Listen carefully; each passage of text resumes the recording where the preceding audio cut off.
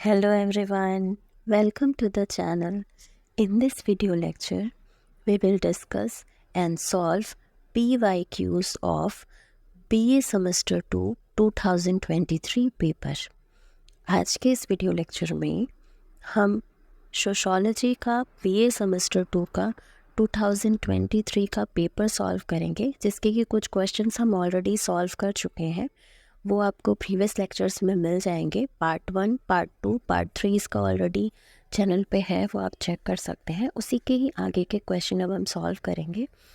First question है इसमें 56 number का, the Indian Christian marriage act was passed in which year? भारतीय ईसाई विवाह अधिनियम किस वर्ष पारित किया गया? तो इसका राइट आंसर होगा 1872। अलग अलग रिलीजन की बात करें तो हिंदू मैरिज एक्ट था, वो 1955 में आया था। और हिंदूज़ के ही रिलेटेड एक और मैरिज एक्ट था, स्पेशल मैरिज एक्ट, जो कि 1954 में आया था, पास हुआ था। एंड मुस्लिम मैरिज एक्ट जो है वो 1939 में आया था। तो आप इससे रिलेटेड क्वेश्चंस को भी पढ़ सकते हैं। नेक्स्ट क्वेश्चन है, when a man marries the sister of his dead wife is called? जब एक व्यक्ति जो है वो अपनी मृत पत्नी की बहन से विवाह करता है तो उसे क्या कहते हैं? तो उसे सोरोरेट कहते हैं। कोई भी एक पर्टिकुलर इंडिविजुअल है जिसकी वाइफ की डेथ हो चुकी है और वो उसकी ही सिस्टर से अगर मैरिज करेगा तो वो सोरोरेट होगा। और इसी का ही ऑपोजिट होता है, अगर किसी के हस्बैंड की डेथ हो जाए और वो हस्बैंड के ब्रदर से जो वो शादी हो, उसकी मैरिज हो, तो वो लेविरेट होता है, इसका ऑपोजिट। नेक्स्ट है, marriage by capture is practised in which tribe? अपहरण विवाह किस जनजाति में प्रचलित है? तो आपने मैरिज पढ़ी है तो हिंदू मैरिज के टोटल 8 टाइप्स हैं, आपने पढ़ा है। ऐसे ही मुस्लिम्स में 4 टाइप्स की मैरिज है, क्रिश्चियन में 2 टाइप की मैरिज है। बट अगर हम ट्राइबल मैरिज को पढ़ते हैं तो ट्राइबल मैरिज में भी बहुत सारे टाइप के आपको मैरिज मिलती हैं, जिसमें से एक टाइप है मैरिज बाय कैप्चर। सो जो मैरिज बाय कैप्चर है, ये ट्राइबल फॉर्म ऑफ मैरिज है, यानी कि ये जो मैरिज है इसकी जो प्रैक्टिस है वो ट्राइबल मैरिज, ट्राइबल में यानी कि ट्राइब रीजन में होती है, नॉर्मल में आपको नहीं मिलेगी। तो इसका जो राइट आंसर है वो है गोंड। ये जो आपका मैरिज बाय कैप्चर है, ये गोंड और एक ट्राइब का नाम होता है नागा हो, इन ट्राइब्स में ये जो मैरिज बाय कैप्चर है इसकी प्रैक्टिस चल रही है, या ये जो है ये हो रहा है वहाँ पर। नेक्स्ट क्वेश्चन है, the family in which spouses there offspring and other relatives through marriage live together is called? जिस परिवार में पति पत्नी, उनकी संतान और अन्य रिश्तेदार शादी के माध्यम से एक साथ रहते हैं उसे कहते हैं वैवाहिक परिवार या फिर कॉन्जुगल फैमिली। नेक्स्ट क्वेश्चन है, which term describe speakers exact relationship? कौन सा शब्द जो है वो वक्ता के सटीक संबंध का वर्णन करता है? तो ये आपकी किनशिप टर्मिनोलॉजी में आता है। किनशिप टर्मिनोलॉजी में 2 टाइप होते हैं उसके।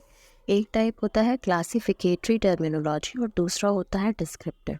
तो ये जो है ये डिस्क्रिप्टिव इसका राइट आंसर है। डिस्क्रिप्टिव टर्मिनोलॉजी में जो स्पीकर है उससे एग्जैक्ट रिलेशनशिप जो है वो डिनोट किया जाता है, वक्ता से सटीक संबंध जो है वो वर्णन किया जाता है उसका। तो ये इसका आंसर होगा वर्णात्मक यानी कि डिस्क्रिप्टिव। नेक्स्ट क्वेश्चन है, who is the author of the book society? Society पुस्तक के लेखक कौन है? तो ये बहुत ही फेमस बुक है, मैकाइवर और पेज की, बहुत फेमस थिंकर है और बहुत ही फेमस बुक है सोसाइटी, मैकाइवर और पेज की बुक है। इवन आप ये जो क्वेश्चंस देख रहे हैं इससे आप और क्वेश्चन भी प्रिपेयर कर सकते हैं, जैसे कि इसमें 4 ऑप्शंस दिए हैं। आपने मैकाइवर पेज तो उसमें राइट आंसर है, बट आप किंग्सले डेविस की बुक भी देख सकते हैं, आप ऑकबर्न निम्कॉफ की बुक भी देख सकते हैं, आप जीपी मर्डॉक की बुक भी देख सकते हैं। जैसे ऑकबर्न निम्कॉफ की बुक है अ हैंडबुक ऑफ सोशियोलॉजी, ये भी इम्पॉर्टेंट है। नेक्स्ट क्वेश्चन है, the soil grows caste, the machine make classes, who said this? यानी कि भूमि ने जाति को और मशीन ने वर्गों को जन्म दिया है। तो भूमि से ये जो जातियाँ जो है, ये इनका जो ये थिंकर थे वो ये कहते हैं कि जो मशीनें जब आई उसके बाद ही क्लासेस आए हैं। जैसे कि जब मशीन्स डेवलप हुई तभी तो आपकी ये हैव नॉट जो कि कार्ल मार्क्स डिफाइन करते हैं, बुर्जुआसी, प्रोलेटरिएट, ये सब जो वर्ग आए उनका जन्म उसके बाद हुआ है। तो इसका जो राइट आंसर है वो है माइकल यंग। माइकल यंग इसका राइट आंसर होगा। नेक्स्ट क्वेश्चन है, a social class is the aggregate of persons having essentially the same social status even given in a given society। एक निश्चित समाज में मुख्य रूप से एक ही पद वाले व्यक्तियों के समूह को सामाजिक वर्ग कहा जाता है। यह आपकी सोशल क्लास की डेफिनेशन है। आपके सिलेबस में सोशल क्लास एंड क्लास जो है उसकी ही डेफिनेशन है। ये किसने दी है, ये आपसे पूछा है। A social class is the aggregate of persons having essentially the same social status in a given society. So ये जो है ये इसका राइट आंसर है ऑबर्न और निमकॉफ। ये ऑबर्न और निमकॉफ का स्टेटमेंट है। बुक मैंने आपकी इनकी जो बुक थी वो मैंने आपको ऑलरेडी बताई। अ हैंडबुक ऑफ सोशोलॉजी जो है वो इनकी बहुत फेमस बुक है। नेक्स्ट क्वेश्चन है, who has given 3 agrarian classes. तो अभी हम क्लासेस पढ़ रहे थे तो इसमें क्लासेस की हमने सोशल क्लास की स्पेसिफिक डेफिनेशन देखी जो कि ऑबर्न और निमकॉफ बताते हैं। अब यहाँ पे हमसे एग्रेरियन क्लासेस के टाइप्स बता रहा है कि जो ये दो 3 टाइप्स हैं, मालिक, किसान और मजदूर, ये रूरल इंडिया में या रूरल एरिया में जो ये क्लासेस हैं ये किसने डिफ़ाइन की हैं। तो ग्रामीण भारत में 3 वर्ग, कृषि वर्ग या कृषक वर्ग जो 3 बताते हैं वो ये बताते हैं कि मालिक, किसान और मजदूर ये किसने दिए हैं। तो ये बेसिक कॉन्सेप्ट था डेनियल थॉर्नर का। डेनियल थॉर्नर कहते हैं एग्रेरियन क्लास वो होती है जो डायरेक्टली या इनडायरेक्टली एग्रीकल्चर से रिलेटेड हो। तो जो हमारे डेनियल थॉर्नर थे उन्होंने मालिक बताया, किसान बताया और मजदूर बताया। तो मालिक से उनका मतलब था जिनके पास जो लैंड ओनर्स हैं, जिनके पास बहुत बड़ी ज़मीनें हैं, बहुत ज़्यादा ज़मीनें हैं। किसान वो हैं जो जिनके पास अपनी छोटी ज़मीन है वो उस पर काम कर रहे हैं। मजदूर वो हैं जो मालिक के यहाँ काम करते हैं या जिनके पास अपनी लैंड नहीं है। तो मालिक, किसान और मजदूर ये जो क्लासिफिकेशन है एग्रेरियन क्लासेस का, ये आपके थिंकर डेनियल थॉर्नर देते हैं। नेक्स्ट क्वेश्चन है, who is the author of the book social background of Indian nationalism. Social background of Indian nationalism जो पुस्तक है इसके लेखक कौन है। तो ये आपके फेमस थिंकर, हमारे इंडियन थिंकर थे AR देसाई, अक्षय रमनलाल देसाई, ये इनकी बुक है। इस बुक में भी इन्होंने सोशल बैकग्राउंड इंडियन नेशनलिज्म जो बुक है इसमें इन्होंने जो हमारा इंडिपेंडेंस और इंडिपेंडेंस के टाइम के समय का जो भी हमारा सोशल बैकग्राउंड था वो डिफ़ाइन किया है। इसमें इन्होंने सोशल क्लासेस वगैरह भी बताई हैं, तो आप देख सकते हैं उसको भी कि अकॉर्डिंग टू AR देसाई जो एग्रेरियन क्लासेस हैं वो क्या है, ये भी इम्पॉर्टेंट होगा। नेक्स्ट क्वेश्चन है, who differentiate between active exclusion and passive exclusion. तो ये जो है किसने सक्रिय बहिष्करण एवं निष्क्रिय बहिष्करण के बीच अंतर किया है। तो ये हमारे जो थिंकर थे अमर्त्य सेन, वो ये कहते हैं कि जो एक्सक्लूजन होता है वो 2 टाइप का होता है। एक होता है हमारा एक्टिव एक्सक्लूजन और दूसरा होता है हमारा पैसिव एक्सक्लूजन। ये अमर्त्य सेन ने बताया है। नेक्स्ट क्वेश्चन है, which of the following has the power to specify as to what caste on tribes in each state and UTs to be treated as SCs and STs। निम्नलिखित में से किसके पास यह निर्दिष्ट करने की शक्ति है कि प्रत्येक राज्य और केंद्र शासित प्रदेश में कौन सी जाति या जनजाति को अनुसूचित जाति और अनुसूचित जनजाति के रूप में माना जाएगा।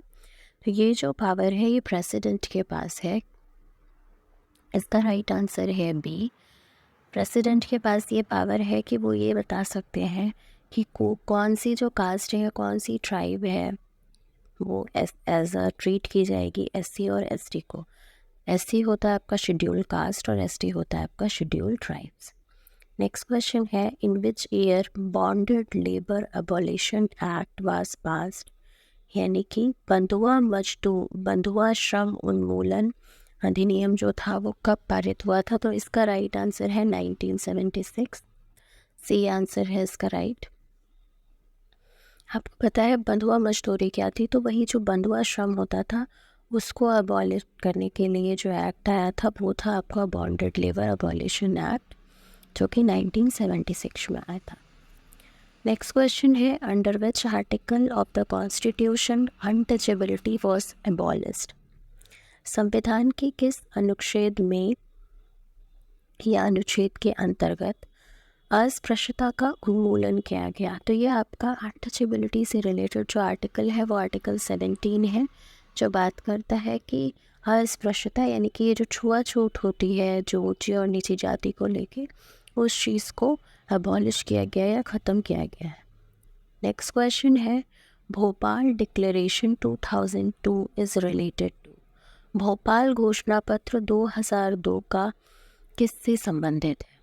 तो ये आपका दलित एजेंडा से संबंधित है। इसका राइट आंसर है डी। भोपाल डिक्लेरेशन जो 2002 में आया था, या भोपाल का जो घोषणा पत्र जो आया था वो आपकी दलित एजेंडा से रिलेटेड था। नेक्स्ट क्वेश्चन है, domestic violence prohibition act was passed in which year, घरेलू हिंसा निषेध अधिनियम किस वर्ष पारित किया गया?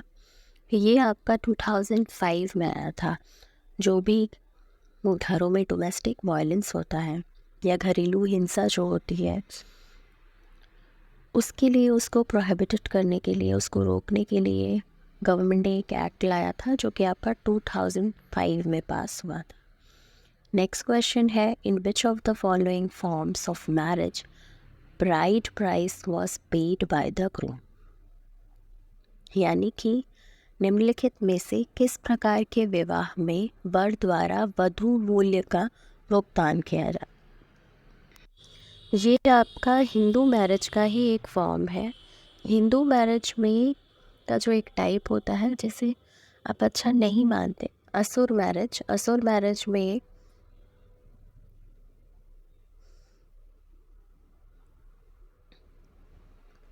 असुर मैरिज में जो ब्राइड प्राइस होता है, वो जो ग्रूम होता है वो एक ब्राइड प्राइस देता है। ये असुर मैरिज का टाइप है। हिंदू मैरिज टोटल 8 टाइप्स की है। सबसे बेस्ट फॉर्म ऑफ मैरिज जो है वो आपको ब्रह्म मैरिज है। उसके अलावा जो इसमें 3 टाइप दिख रहे हैं आपको, राक्षस, असुर और पैशाच, ये आपके बैड फॉर्म ऑफ मैरिज में आते हैं। और 4 फॉर्म और होते हैं। ब्रह्म के अलावा 3 फॉर्म और होते हैं जो कि गुड टाइप ऑफ मैरिज में है। ब्रह्म के बाद आता है देव, इसका एक सीरियल ऑर्डर है, ब्रह्म, देव, आर्ष, प्रजापत्य, उसके बाद गांधर्व, असुर, राक्षस और पैशाच, ये इसका फॉर्म है। तो ये जो असुर जो है, इसमें विवाह जब होता है तो वर है वो वधू के लिए अपना मूल्य देता है, या एक तरीके से वो जो कन्या है उसको पैसे देकर खरीद लेता है। नेक्स्ट क्वेश्चन है, 72 and 73rd Amendment Act have provided 33% reservation of seats for in the local bodies। 72वां और 73वां जो संशोधन अधिनियम था उसमें स्थानीय निकायों में किसके लिए 33% की सीट्स का जो आरक्षण दिया गया? तो ये विमेंस के लिए था, महिलाओं को। ये जो आपका 72 और 73rd अमेंडमेंट है, ये आपका पंचायती राज से रिलेटेड था। और इसमें जो महिलाएं हैं या विमेंस जो हैं उनको 33% का रिजर्वेशन दिया गया सीट्स को लेके। नेक्स्ट क्वेश्चन है, what was the theme of international women's day in year 2023?